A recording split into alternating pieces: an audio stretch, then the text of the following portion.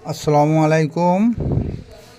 আল্লাহ পাক রব্বুল আলামিন 26শে রজব দেবাগত 87 রজব মধ্যরাতে বোরাকে সাওয়ার হয়ে মসজিদুল হারাম থেকে মসজিদুল আকসায় জিবরিল কর্তৃক নবী পাক সাল্লাল্লাহু তাআলা আলাইহি সাল্লামকে আনয়ন করেছিলেন এবং সেখানে গিয়ে 2 রাকাত সালাত আদায় করেছিলেন জামাতের মাধ্যমে।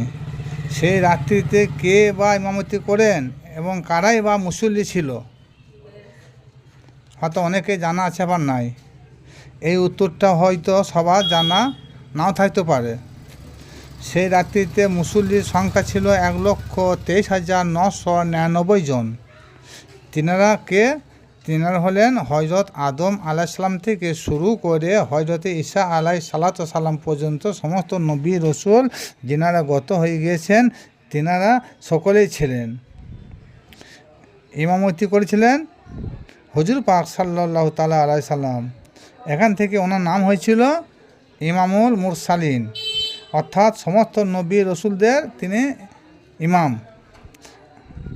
মসজিদুল আকসায় 2 রাকাত সালাত শেষে পুনরায় বোরাক চড়ে উর্দু আকাশে সিদরাতুল মুনতাহ প্রভুর উদ্দেশ্যে গমন করেছিলেন।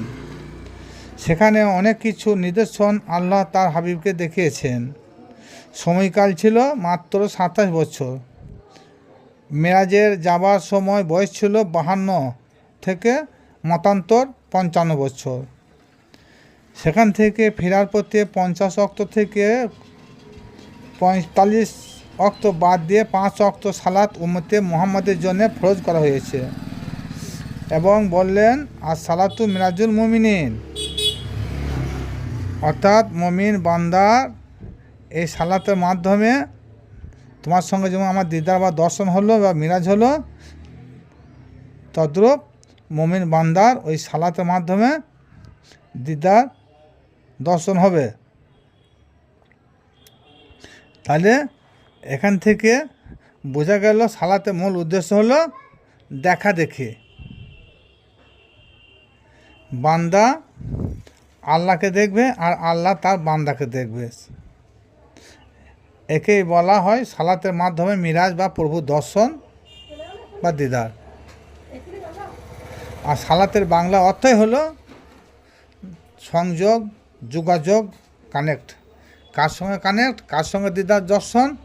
কার সঙ্গে যোগাযোগ? আল্লাহ পাক রব্বুল আলামিনের সঙ্গে দিদার বা দর্শন। কারণ প্রভু সালাতের মাধ্যমে যদি প্রভু দিদার বা দর্শন না হয় তা জানতে হবে সালাত পড়াই হবে